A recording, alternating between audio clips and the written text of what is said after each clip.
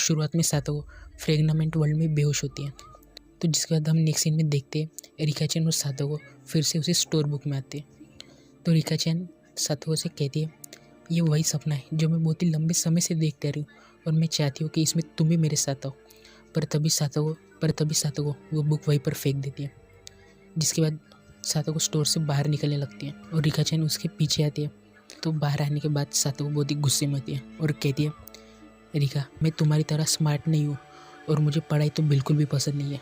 तो रिका चैन कहती है इसीलिए तो हम साथ में पढ़ाई करेंगे। पर तभी सातो कहती है रिका मेरी बात अभी तक पूरी नहीं हुई है। जब हम अकेडमी में जाएंगे तो मैं वहाँ पर ठीक से एडजस्ट नहीं हो पाऊंगी और वही तुम्हारे बॉस से दोस्त बन जाएंगे और मैं वहाँ पर अकेले पढ़ने लगूंगी। तो रिका चैन कहती है चाहे कुछ भी हो जाए तुम हमेशा मेरी बेस्ट फ्रेंड रहोगी और चाहे कुछ भी हो जाए मैं तुम्हें कभी अकेला नहीं छोड़ूंगी।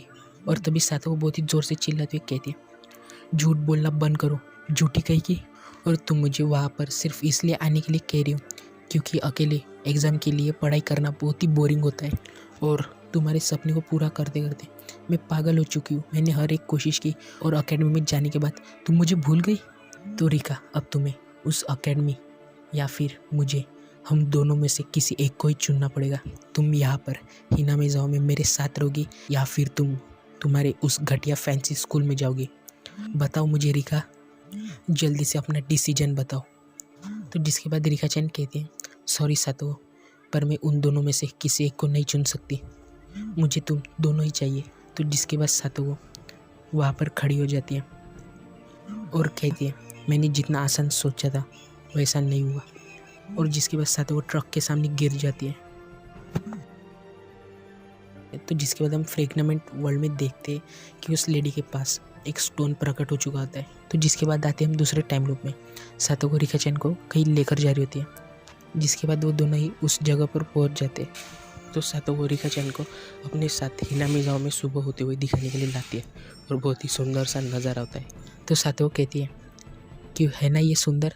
तो रिका चैन कहती है हाँ बिल्कुल। तो सातो को कहती है हर घंटे हर मिनट हर सीज़न हर लोकेशन और सब कुछ हिना मिज़ाओ में बहुत ही ब्यूटीफुल है।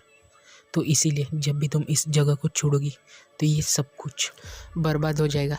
तो रिका चैन कहती है सातो तुमने तो मेरा दिमाग ही पढ़ लिया। तो सातो कहती है ये तो बहुत ही ईजी था आखिरकार मैं तुम्हारी बेस्ट फ्रेंड हूँ। तो रिका चैन कहती है और मुझे यकीन है तुम मेरा सपना पूरा करने में मेरा ज़रूर साथ दोगी। मैं चाहती हूँ कि इस सपने को पूरा करने में तुम भी मेरे साथ आओ। और तभी रिका चैन देखती है कि सातो को अपने साथ एक चाकू लाई होती है। तो सातो कहती है तुमने सुना नहीं मैंने अभी क्या कहा। मैंने कहा अगर तुम हिना मिज़ाओ को छोड़ोगी तो रिका चैन कहती है सातो तुम ये क्या कर रही हो मुझे छोड़ दो। तो जिसके बाद सातो को अपना गला काट लेती है। तो जिसके बाद हम फ्रेगनामेंट वर्ल्ड में देखते हैं कि वहाँ पर और एक स्टोन प्रकट हो चुका होता है उस लेडी के सामने। तो जिसके बाद आते हैं हम दूसरे टाइम लूप में। रिका चैन स्कूल में पढ़ाई कर रही होती है। तो सातो वहाँ पर आती है और उसकी बुक फाड़ देती है। पर फिर भी रिका चैन पढ़ाई करती रहती है। तो सातो गुस्से में पेंसिल उठाती है और अपने गले पर ही मार लेती है। तो जिसके बाद फ्रेगनामेंट वर्ल्ड में और एक स्टोन प्रकट होता है। तो जिसके बाद हम आते हैं दूसरे टाइम लूप में। रिका चैन और सातो को दोनों ही आपस में लड़ाई कर रहे होते हैं और तभी वो पानी में गिर जाते हैं। तो जिसके बाद सातो वो फिर से फ्रेगनामेंट वर्ल्ड में आती है।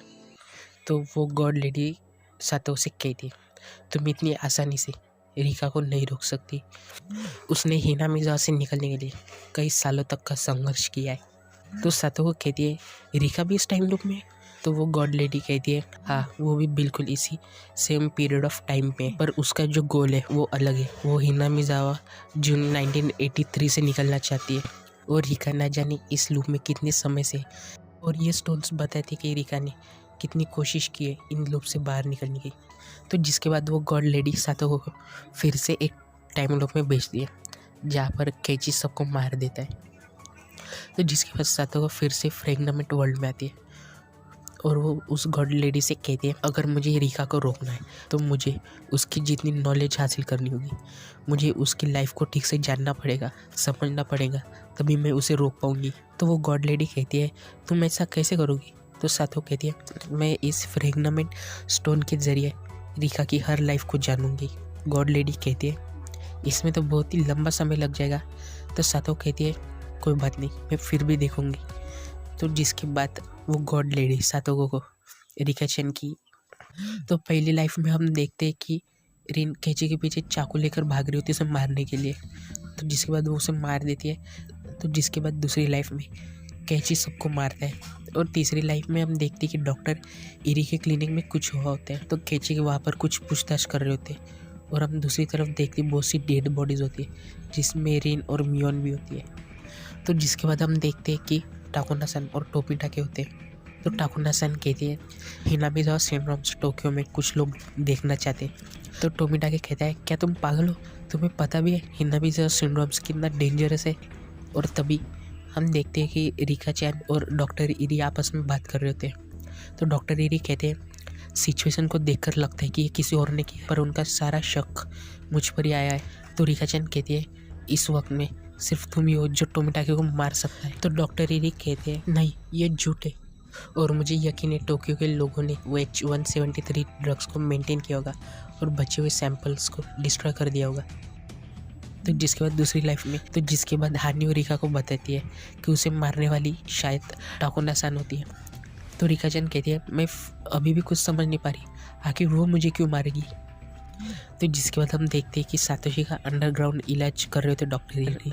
तो सातोको वापस सातोशी से मिलती है और उसे गुड बाय कहकर चली जाती है।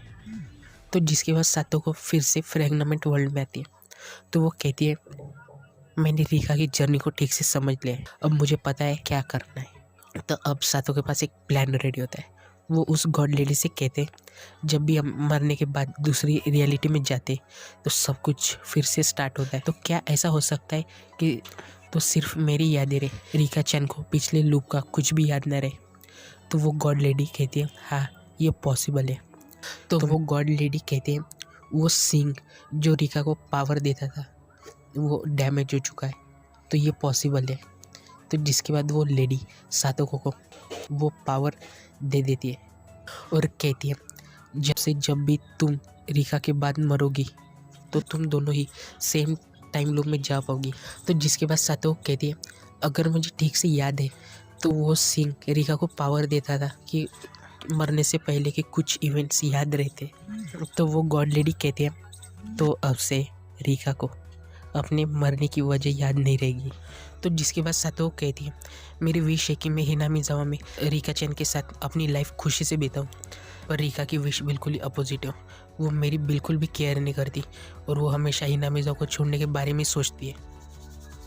मेरा प्यार रिका के लिए बहुत ग्रेट है, तो अब मुझे ध्यान रखना होगा कि वो जीत ना पाए। और यहीं पर ख़त्म होता है एपिसोड 22।